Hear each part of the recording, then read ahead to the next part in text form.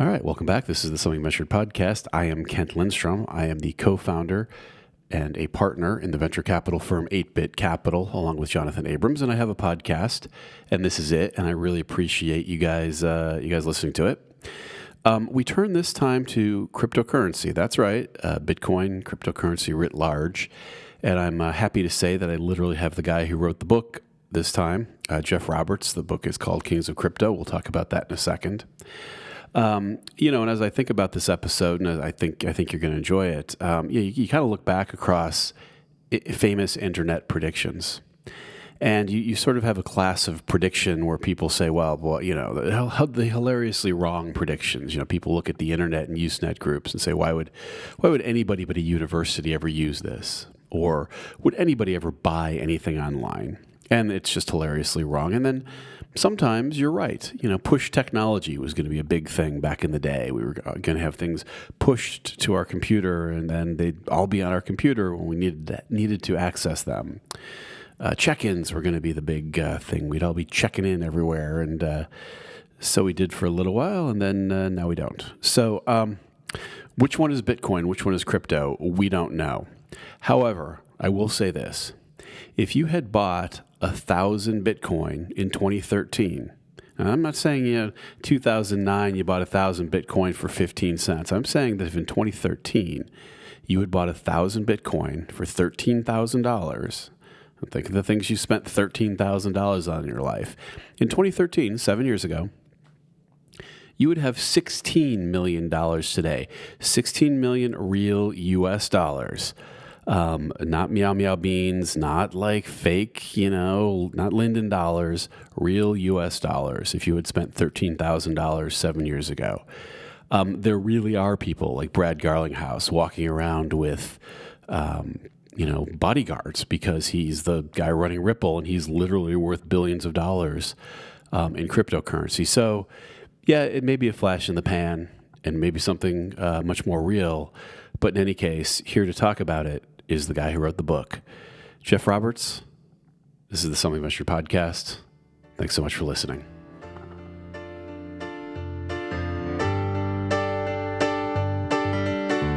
All right, welcome back. this is the Something Measured podcast. I'm Kent Lindstrom. I'm your host. My guest today is Jeff Roberts. How are you doing? Real good, Kent. Thanks for having me. Well, thanks so much for doing this. Jeff is a writer at Fortune. Somewhere along the way, he became interested in crypto and how that works with Wall Street. His forthcoming book is Kings of Crypto, One Startup's Quest to Take Cryptocurrency Out of Silicon Valley and onto Wall Street. And before that, he was, of all things, a lawyer. So how are things going with the Fourth Estate these days? It's been an interesting wants year. To throw you in jail, I guess. Yeah. Just first off, we're not the enemy of the people, but right. Otherwise, we're still here trying to do our job the best we can. So, and times like this, I'm very glad I'm not a political reporter because those guys haven't slept in a week or two. So, yeah, it's kind of crazy times to be a journalist. But so how along the way? Well, how did you go from being a lawyer to being a writer? That seems like a... Yeah. Well, my joke is I was tired of being unpopular as a lawyer, so I became a journalist, only to find the only profession people like less than lawyers. Right. But no, more seriously, I've always enjoyed telling stories, and I like writing. And when you're a lawyer, you write a lot, but it's sort of like the equivalent of writing car manuals all day. Right. Whereas with a journalist, often, every new day I can tell a new story, and that's a lot of fun. So I really like that part of it. That's very cool. So how, along the way, when does crypto come into your sort of consciousness and become interesting to you? Well, I used to be a tech reporter for a Bay Area startup called GigaOM, where we sort of focused on the bleeding edge of technology. And, in 2013, there's this thing called Bitcoin came along. And since I followed, anything new in tech, especially stuff that attracted legal and regulatory problems, and that's Bitcoin all over. Right. So I started reporting on the technology. And my first real encounter with it was, if you're familiar with crypto, you've heard of Satoshi, who's the pseudonymous founder of Bitcoin. And back in the day then, there was something called, meetups and Satoshi Squares. And I was living in New York at the time. And if you know New York City, there's a place called Union Square, famous park. Mm-hmm. And there's a corner that every Monday would turn into Satoshi Square, and where they'd have these Bitcoin meetups. And it's the craziest things, because in those days, the hardcore Bitcoin people were these crypto anarchists, kind of dreadlocked and wanting to sort of avoid the state, but also some Wall Street traders too. So at these Satoshi Square meetups, you'd see these guys in $5,000 suits carrying sort of stacks of $100 bills, buying Bitcoin from these crypto guys. So I was covering that and thought that was just really cool. And ever since, the cultural dimensions of it's been really interesting to me. And Bitcoin and crypto is so interesting because it's an economic story. It's a new form of money, but it's a new form of culture, and it's an ideology as well that sort of eschews government control and sort of, praises individual liberty. And that, I think there's a powerful strain of that already in Silicon Valley, and there is in New York too. So, that sort of, drew me in. And ever since then, I've been kind of following it with fascination. Yeah, I find the early days of crypto really interesting because I find this very odd, because kind of the joke now is like, if you go back to, send yourself a note in 2010, you'd tell yourself to buy a bunch of Bitcoin, right? But at the time, it was like, if you bought crypto, you'd worry that you'd be on some FBI watch list. Like the idea was that it was all being used for whether it was true or not. It had this sort of like, oh yeah, let's use it to buy drugs and assassins or whatever the heck you buy. Yeah, well, I mean, to be honest, that's true. I mean, because crypto people are always like, no, that's overstated. But in the early days, I mean, it was the greatest thing ever to buy, drugs and guns and hitmen on the internet. So, right. There's the writer Nick Bilton, who's sort of a famous journalist, wrote about Twitter. He also wrote about something called the Silk Road, which was, at one point the biggest online drug marketplace. And he said there's 3 technologies that let it happen, including cloud computing and cheap bandwidth, but also Bitcoin to pay anonymously. And, while there's always been, part of Bitcoin has been above board and people who just love the technology and the ideas, in the early days especially, I mean, this was the best thing ever for criminals. The mainstream crypto crowd wants to disavow that, understandably. And they point out correctly that criminals like using things called $100 bills, or how about Apple gift cards? That's a very popular source for Mexican cartels to move money around. So it's not really fair to finger a technology as being responsible for this stuff, but also to pretend there's nothing criminal about Bitcoin is also not true. Yeah. Well, and kind of famously, or maybe this is how they retell it, the Winklevoss brothers get into Bitcoin at some point, and they, in their telling of it, they owned Bitcoin at like at around $140 or $170. Silk Road gets taken down. And so the idea is, I guess the government catches the guy and it's gone. And the idea is, well, now Bitcoin is going to collapse because there's no use for it. And what they say is that when Silk Road got taken down, presumably a lot of the illegal activity, but Bitcoin didn't collapse, that was their signal that at least was legitimate or had the potential to become far more legitimate. Yeah, that's a fascinating part of the story too. The amount of times it's been written off. There's a 2014 Wired magazine article saying that something to the effect of like the rise and fall of Bitcoin, and it's been written off so many times. But every time it falls, it comes back stronger than before. The crypto crowd likes to call it kind of the honey badger of money. You can't kill it, and every time it comes back, it's stronger. And that's true. I mean, you look at the price fluctuations. Charlie Lee, one of the key early figures in Bitcoin, he started the currency called Litecoin. He bought at $30 and saw it fall to $2 and held on to it. Those sort of like crazy plunges and the sort of faith you had to have in it to stick with it, and people did. And so now it falls, but it might fall from like 12,000 to 8,000. But it's not as precipitous anymore. And it's just the more people own it, the more stable it's going to get. And I think at this point, it's you're finding fewer and fewer people who say it's going to go away. Well, and that's kind of the crazy. So a thought experiment I do with people sometimes is like, if you'd bought 1,000 Bitcoin for whatever $1,000, well, today that would be worth $17 million or something like that. The problem, though, is for you to have that $17 million, you'd have to hold on when that was worth $900,000. And then when it was worth $6 million, but dropped to $2 million, and you would have to, I mean, you really have to be a believer to have held on through all those sort of points of wealth to get to today's $17 million. Yeah, that's a great point. And it points to how much of early Bitcoin especially was as much about faith as it was about technology or money. Because, I don't think most of us don't have the stomach to hold assets that drop, 9 or 10x in a year. but a lot of these Right. people did. So. Now, did you buy Bitcoin when you saw these early traders on Wall Street with their stacks of hundreds? Well, I got a funny story about that. I mean, I was at the time, I thought the Bitcoin meetup was going to be people selling things where you could, purchase T-shirts or something with Bitcoin. So since I was a reporter, I was like, I'm going to get a Bitcoin, and in case I need to buy something. So I bought one Bitcoin for about 65 or $70. Right. And then the happy part, I mean, I can't really buy it to be reported on it, so I don't have a conflict of interest. I own a tiny bit of Bitcoin, including that one Bitcoin. And happily, I forgot to expense it. I meant to make the company pay for it, but as we do, we forget to fill out expense reports. So I held on to it, except for later that year when Bitcoin hit $800. I thought, wow, this is crazy. I have to cash out, and sold half of it. So long story short, I own half of Bitcoin. That's funny. Yeah, I went through a little phase where I bought a whole bunch of Bitcoin, or a whole bunch of different coins on Binance, and then was subject to a SIM card attack with my phone, and it all got stolen. And as I told various people that story, people were like, "Oh yeah, everyone who invests in Bitcoin has some story about some like $10,000 sandwich they bought with their Bitcoin, or they lost the password to the computer that had like $400,000 worth of Bitcoin on it." Yeah, no, that's part of the fun of the story too. I remember a few years ago dating a woman whose like ex-boyfriend had given her like 5 Bitcoin or something, and she couldn't figure out how to get it and thought he might have it. And so every day was waking up. She didn't want to call her ex, but at the same time, as the price of Bitcoin went up, the sort of cultural dimensions of it's really fun. I'm sorry about the SIM card attack. I mean, I think a lot of people are rightfully angry at AT&T and the other carriers who know this has been going on. And there's actually class action lawsuits you might want to look into on that, because the negligence on their part is pretty big, in my opinion. It's funny. Unfortunately, fortunately, it wasn't a ton of money, but it was like somehow a store, an AT&T store in Texas, went in and changed to the SIM card to the number on the phone in Texas. And I was like, well, I live in San Francisco. I probably didn't just walk into a store in Texas and change my SIM card.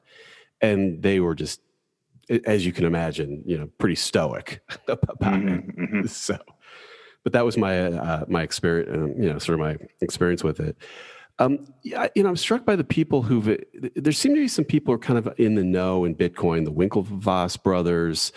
The CEO of PayPal famously at one of those Sun Valley retreats told people to put 1% of Bitcoin into their, 1% of their net worth into Bitcoin. I kind of don't remember Bitcoin being a big deal early on. And now in retrospect, it seems like a lot of people kind of did have an idea. Well, I mean, it's always easy in hindsight to say you knew, I mean, I've covered this stuff for almost a decade, and, if I knew, I would have bought a bunch. So, there are some visionaries there. Yeah, the Winklevoss, that was a very bold move. They took their money from the Facebook litigation. Like, I think they got 650 or 60 million and put it all into Bitcoin, which is a very bold move and the right one. Another guy is Barry Silbert. He's kind of the king of New York crypto. He owns a digital currency group, which is sort of a conglomerate of crypto operations, and put all his money into Bitcoin and all his money into crypto startups. And he was a stock trader when he was like 17, and he just saw it and knew. And there was a handful of people who did.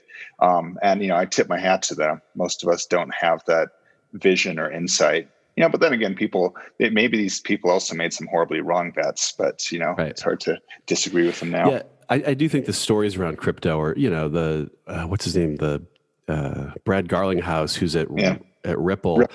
He runs around. He's worth so much, and it's in crypto that he's got like 5 bodyguards now when he walks around town. The Winklevoss guys, like, I think the way they protect their Bitcoin from getting stolen is they printed out all the code, basically codes. It's a bunch of words, put them on paper, destroyed the computers, tore up the pieces of paper, and put them in all kinds of little safe deposit boxes all over the Midwest, is how they protected it. So there's just these little stories that are just kind of fun little visual vignettes around Bitcoin as well. Yeah, and the security thing's interesting. I mean, they make for good stories, but Brad Garlinghouse, the CEO of Ripple. A few years ago, I had a meeting with him in New York. We went for lunch. I'm not name dropping, just as a reporter, you do things now and then. And so, I had a pleasant lunch, chatting about this, that, and the other. And the restaurant wasn't very full. And the waitress brought the check, and he went to pay it. And he's like, "Oh, those guys have it." And beside us was this table of these two big guys who turned out they were former special forces guys who's all day long just followed Brad around to protect him. And that sounds like maybe paranoid, self-important, but no. I mean, kidnapping is a real risk. There was this 1 year there was a few of these kidnappings, and I know at Coinbase, when I talked to the head of their security, he said that's what he worries about most is the people who don't know enough, who thinks they have a room of crypto somewhere. There's some serious criminals who target banks and big companies, and Bitcoin's just as fine a target as anything else, and it's a real risk.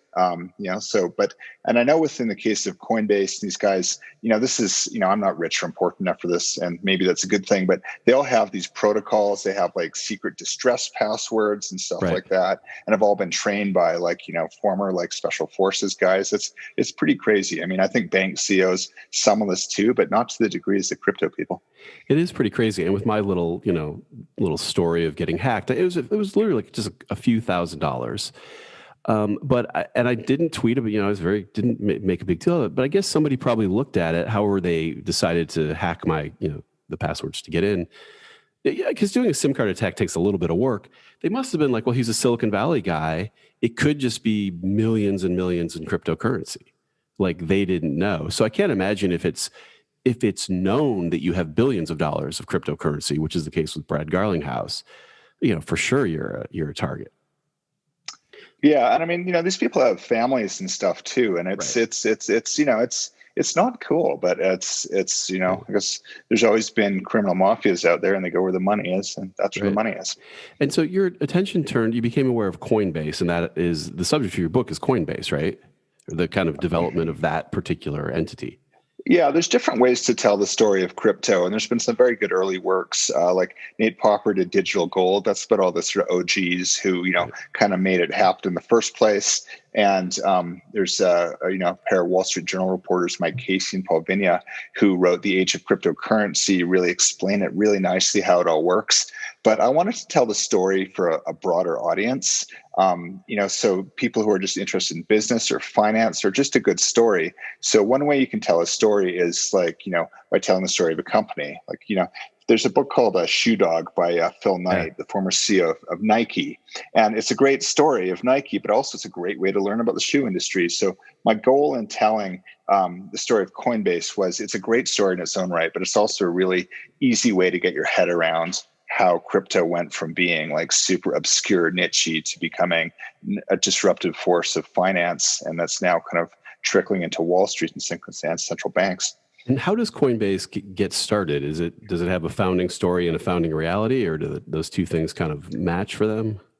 Yeah, it's pretty close. I mean, you're a Silicon Valley guy, so you probably know well the thing of you hear, a story's, startup's founding story, and then, the difference of what actually happened and what they tell you can diverges over time. But the short answer is Brian Armstrong, CEO of Coinbase, was a Airbnb executive, good programmer, smart guy, and he kind of got the Bitcoin bug.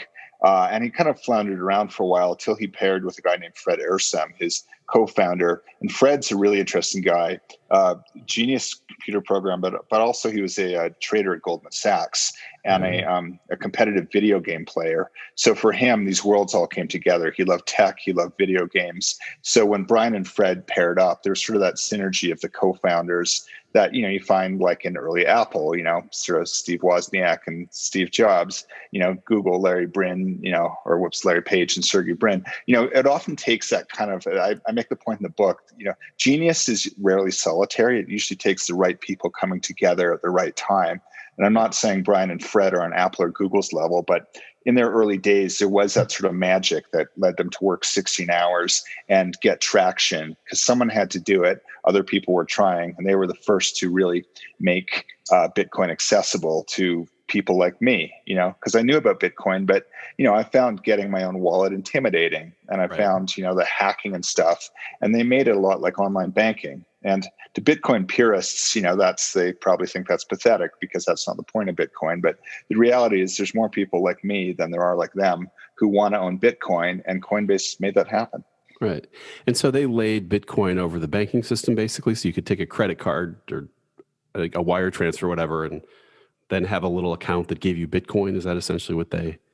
Pretty much, yeah. I mean, when I went to go buy it at Satoshi Square, I just plugged in my routing number of my bank card and funded it with 70 or $100, and 3 days later I could buy Bitcoin. Because before then it was all about these sort of sketchy overseas places. You wire transfer money to someone in Japan and hope it shows up. Sometimes it does, sometimes it doesn't. Or it's a guy named Olaf Carlson Wee, very famous in crypto circles. In his early day, he told me he was buying it at college. The way he did it then was these shady operations, and you deposited a very specific amount, sort of $105.33. And that acted as a code to signify which Bitcoin account to fund. That's those sort of mechanisms. It was a lot of it was shady too. And the phenomenon of exit scams, new Bitcoin company, and they, get people to come in, and then the founders just kind of vanish into the internet.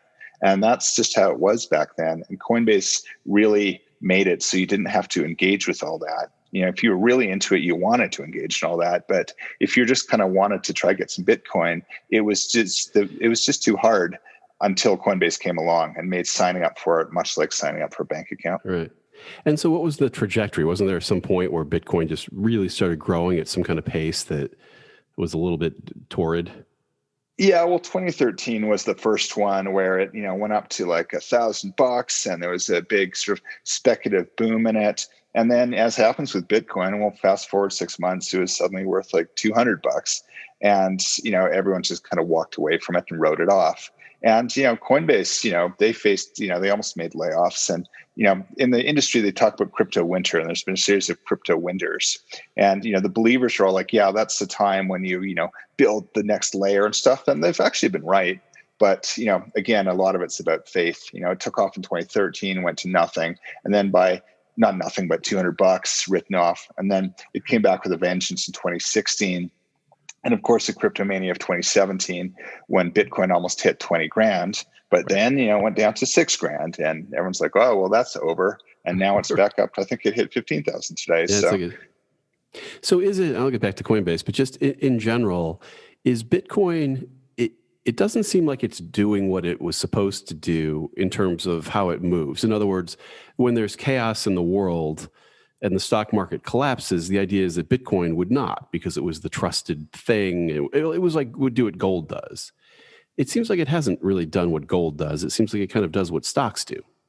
Yeah, that's a really good point, because for a long time it was supposed to be kind of like a safe haven, or the world's going to hell. Here's this network of independent money that will serve you well. But yeah, a lot of the myths about Bitcoin in terms of this good new way to pay, it's still not very good way, a convenient way to pay.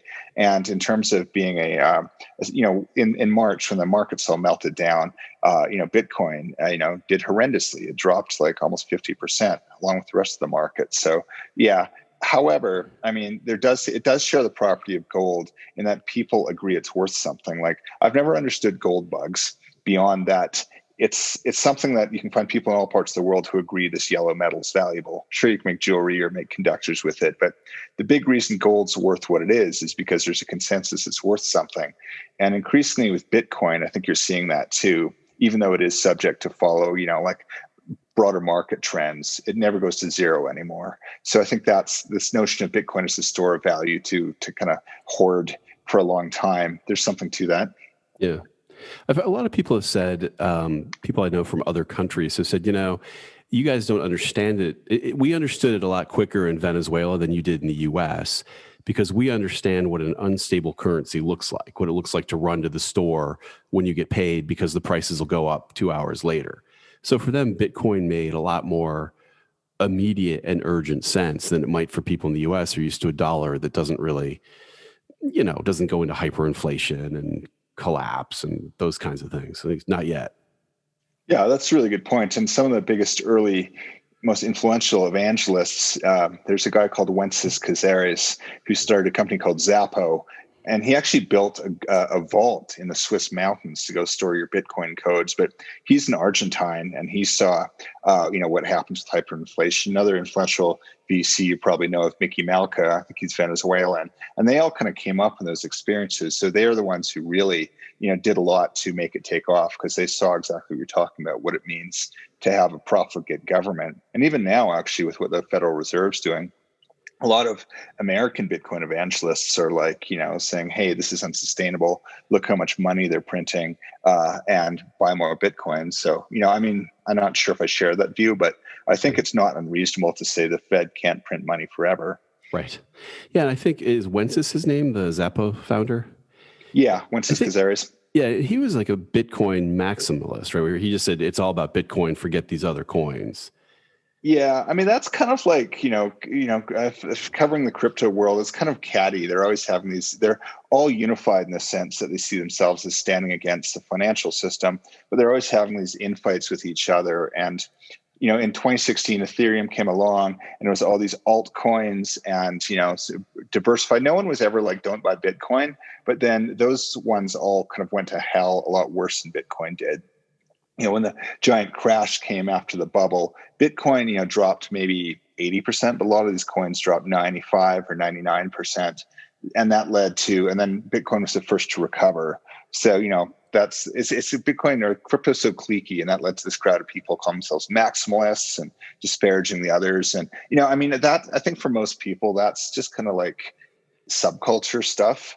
Yeah. And, you don't really need to care about it insofar as like, don't buy coins that, have no history or track records. But, I think there's some other crypto projects that are worth it. And I don't think it's a zero-sum game. I think Bitcoin, if you want an investment in a stable store of value, Bitcoin's probably your best bet. But that doesn't mean you have to disavow all the other ones. Right. So as Coinbase continues to grow, how does the management team scale? Because it sounds like one of them left to start Ethereum. Well, to go, Fred left because he saw Ethereum growing. He didn't start it, but okay. He was a big believer in the broader universe of it. And I think as happens, there has been probably more political turmoil at Coinbase than other startups, but nor has it been as bad as some other Silicon Valley startups. You cover the Valley, there's drama all the time. And then they brought in a sort of a, and as happens, they bring in, what's the word they call it? Like, it's just kind of adult leadership. Oh, adult supervision. Yeah, that's the word I'm looking for. Yeah. And they did that at Coinbase. The board's like, here, have this guy. And they brought in a guy named Asif Herji, telecom exec, well-respected, former banker from Wall Street. But it was an odd cultural fit because, he wasn't like real crypto. And so there was sort of turmoil with him, and he got pushed out. And, he's a bit bitter about that because I think he saw himself becoming CEO. But he said to me in passing that it's common for startups to turn over their leadership, 3 or 4 times until they get the proper adults in the room. So needless to say, if you're, at the startup and you're one of several 20-somethings, this is an enormous deal. But from a bigger picture, sort of startup, management turnover might not be as big a deal as the tech press might make it out to be. Right. And so when does Coinbase start interacting with, like Wall Street becomes aware of it, regulators become aware of it? Like, how do they start interacting in the real world? Are we going to wake up one day and Goldman Sachs is going to own something like Coinbase or be offering cryptocurrency, or are they enemies? Well, it's funny, I recount this passage in my book where I talk about a key kind of guy at Coinbase. Brian Armstrong sent him to meet Cantor Fitzgerald, which is one of the sort of old school, Wall Street, right. Finance firms. They participate in treasury bill auctions there. They wear suspenders and 3-piece suits. And in 2016, this guy, Adam White, went out to meet them. And he has the story how they basically just left him out of the room. And part of it's a collision of culture between Silicon Valley and Wall Street. Wall Street likes to, wear fancy suits and drink scotch, go to steakhouses, and Silicon Valley likes to wear hoodies and are a lot more informal. So, but yet they're both essential for the future of the financial world. You need Silicon Valley's tech, and you need Wall Street's capital. And so, even they might not like each other, they're coming together because they need each other. Silicon Valley needs Wall Street's capital. And then just, as we've seen companies like Robinhood, like Coinbase, the fintech is out of San Francisco. So they're going to have to find ways to work together. And the culmination of this, the last chapter of my book, sorry to keep dropping the book, but I think it's a good story, is Jamie Dimon, the probably the most prominent bank CEO. He's the head of JP Morgan Chase, probably the most well-respected banker in the world. He, would regularly piss on Bitcoin. He called it a fraud. He said he'd fire anyone stupid to trade it. And that was right up until 2016, 2017. However, right during that same time, late 2017, 2018, he and Brian Armstrong were meeting secretly, and, so it's the pragmatism of the whole thing is there. And now we're seeing, now I think JP Morgan's doing Coinbase's merchant banking, and as the regulatory stuff gets, as more and more people in Washington recognize this stuff isn't going away, it's I think the sort of synergies are going to grow every day between the Valley and Wall Street. And what of the government and the Treasury? Are they keeping an eye on it? Are they concerned about it? Or where do they kind of fit into this? That's a really big question, because at a simple level, it's like stop the money laundering, and then the IRS is looking for it. I mean, the IRS has been on the warpath to find, just as like a few years ago, they went after people with Swiss bank accounts. Now they're hunting Bitcoin whales. And fair enough. I mean, people should pay their taxes. That's blocked some of the common sense adoption, though. But the bigger question, this is where we get to real sort of like meta future money stuff, is China is developing a digital version of their currency, and they're way ahead. And a big part of that is to break the US dollar's status as the globe's reserve currency. The reason why, American money is so stable and we can borrow so cheaply is because it's the world's reserve currency. And if there's a threat to that, that's a sort of existential threat to the financial and even the economic and military security of the US. So I think this is above my pay grade, but I think some very smart people in Treasury have mixed feelings about Bitcoin because they recognize the usefulness of the technology. It's just blockchain's a way better way to move money than to use the ACH system or the sort of conventional wire transfer things.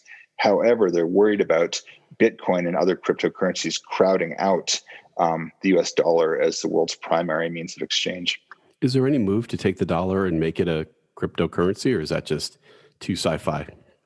No, it's happening right now. I mean, they have to do it because China's all over it. England, Canada are experimenting with it. MasterCard recently stood up a thing where, to let central banks experiment with digital versions of their currency in the wild and let it be used. So yeah, there's no question this is coming. How it's going to be implemented, and then there's Facebook's project too. I think it's called Libra.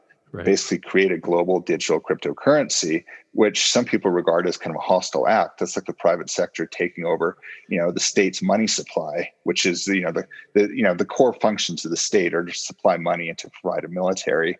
And if you start intruding on their ability to mint coins, that's a big deal. And Treasury does not like that at all. Yeah, Facebook probably doesn't need to piss off regulators anymore at the moment. Yeah, they've got enough on their plate. It was a bold move, but it's probably not the time to do that. Probably not the right time.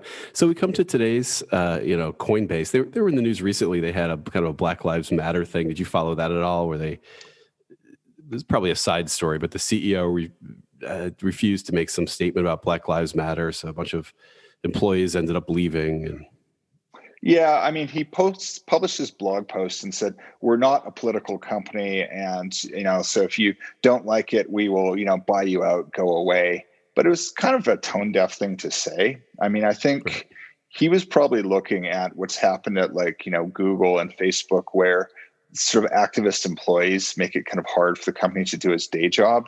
Right. And, it's, I don't really want to weigh in this. I think there's good arguments on either side. Right. But, I think a lot of people were, and a lot of people, praised him, saying, hey, everyone's thinking what you're saying, just take your politics and like the woke stuff out of the workplace. Yeah. A lot of people are like, good on you, you're saying what everyone's thinking. But a lot of people were saying, hey, wait a minute, I think diversity is a real thing. And this is an incredibly tone deaf and sensitive thing to say. So, I'll let your listeners make up what, their own minds on that.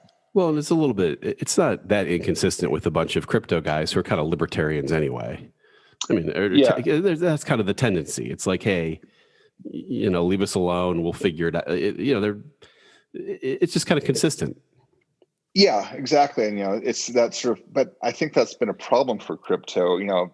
Another section of my book is they had their first female hire went to go fix this sort of corporate culture, because in the early days, Brian and Fred went to a corporate retreat and their proposal was to go like kill and eat an animal in the forest somewhere, which, nothing wrong with that. But, I think for a, growing company with all sorts of people, that's probably not what you want to do. And being able to incorporate women into your team, I think is important, and to incorporate diverse people. And a lot of the crypto people are very libertarian or right-wing leaning, and they hate everything that's woke and preachy and regarded as virtue signaling. But I think crypto has got to recognize that you can't have most of the entrepreneurs, most of its users skew male by like 90%. And that's I've said for a long time, crypto's got to figure out if it wants to be a subculture or if it wants to be kind of a mainstream world-changing financial technology. And you have to create a culture and a user experience that's friendly to everyone if you really want to to change the world. Some people disagree with me, but I think there's something to be said for crypto's got to do a better job on the diversity front. Yeah. Well, as we come to today, and we'll get to how people find the book in a second, but what's next for Coinbase? This is kind of the time when they would normally go public. Is that their path, or are they going to actually do a token offering, which would be the kind of move for them? Maybe that's a really interesting question, because people inside Coinbase tell me they're exactly where they should be. They're basically where Airbnb was and where Robinhood is, and the S1 should drop any day. But for the fact that they really have some true believers in there, including their CEO, who and for their longtime employees, think it'd be a betrayal of their mission just to do a conventional like Wall Street IPO and basically fatten the bankers some more. That goes against everything they profess to believe. Doesn't mean they still believe it, but I think Brian Armstrong still does. And then I think they're waiting for the regulatory stuff to come into place so they can do a blockchain offering. In 2016, we saw a bunch of those ICOs, but they were unregulated. You can't sell securities without, permission from the SEC. And that's, I think, what Coinbase is waiting for, to be able to do a tokenized offering, because that would fit so well with their story. And it would really show the world why blockchain's a lot more efficient way to register securities than to go through the old Wall Street shops. But from what I'm hearing is they're probably looking going public some point mid next year, and are just working in Washington to try to find a way to do it. If that doesn't work out, they're just going to do a direct sale. But I think there's a lot of people in the crypto world and at Coinbase who are really, Fred Urson told me, he said it's their sort of spiritual destiny to do that, which is very kind of crypto, of course, perhaps silly language, but he means it. He's not kidding. Yeah. So over the next few years, what are you going to be keeping your eyes on in the crypto world? Is there any big thing you're really interested to see how it develops? Well, I think the interesting thing is going to be this interesting battle between not just Coinbase and other crypto companies, but also the banks. They see a lot of money to be made there. But the one I've really got my eye on is look what PayPal, who you mentioned, Dan Schulman is all about this stuff. Square, these companies have got a big footprint and they could stand up, a big crypto offering quickly. They're selling it already. But the other thing I want to watch too is when are they going to make this useful on a practical level? Like when can you actually spend crypto, in a practical way? PayPal, actually Schulman on the earnings call this week just said they're going to be letting people pay from crypto accounts starting next year and have 28 million merchants accept it. And they've got to solve the problem though, because when you do that, it's going to cost you a transaction fee. PayPal says it won't, but also it's going to create a capital gains event. That's got to be fixed before this catches on. And this is probably dry stuff. The regulatory part of it's not much fun, but it's got to be fixed before crypto can go mainstream. If you want to go spend your Bitcoin, buy a cup of coffee with it, or buy an Xbox with it, you don't want to have to deal with the capital gains and a transaction tax on top of that. So that I think will get figured out in the next couple of years, or maybe it won't. And crypto people say we're going to lose the lead in the US to Asia and to like Switzerland, and there's something to that. So I'm going to watch that closely, and just watch the battle royale. I'm waiting to see what Apple's going to do on the crypto front. I'm sure they're looking at it because everyone wants to make payments cheaper, and that 1% or whatever it is they pay for transactions when, it's a company scale of Apple, we're talking about millions or billions of dollars. If they could introduce a token like Facebook wants to do, that's going to be a game changer. Will they partner with Facebook to do that, or not Facebook, with Coinbase to do that? Will they do it themselves? It's going to get really interesting the next few years. You're going to have to write a second book. No, that's too much work. Maybe in a few years. So how do people, if they want to kind of follow you in general, what should they do? And then we can talk about the book in particular. Yeah, I appreciate that. I mean, follow me on Twitter at Jeff John Roberts. I hold my own on Twitter. Probably not the best crypto person out there, but you'll see me retweeting a lot of people who are really good at crypto Twitter. And please do check out my book. The audio version is available on Amazon, and then the hardcover, which is actually the more polished version, it's going to be dropping from Harvard Business Review Press on December 15th. You can pre-order it. And I promise you, it's just a really good story. People have told me it's the most readable crypto book yet. And that's what I set out to do. It's not long. It's only 300 pages. And you'll learn a lot. It's a fun story. You can hear about all the corporate infighting, but also learn about the broader crypto world. So, I appreciate you giving me a chance to talk about it. It's great. It's called The Kings of Crypto. I can't wait. Cool. Thank you. Yeah, just Google it, Sarah, on Amazon. Please pre-order. And it's a fun read. All right. Thanks so much for doing this. Jeff Roberts is my guest. This is the Something Venture podcast. I'll talk to you next time.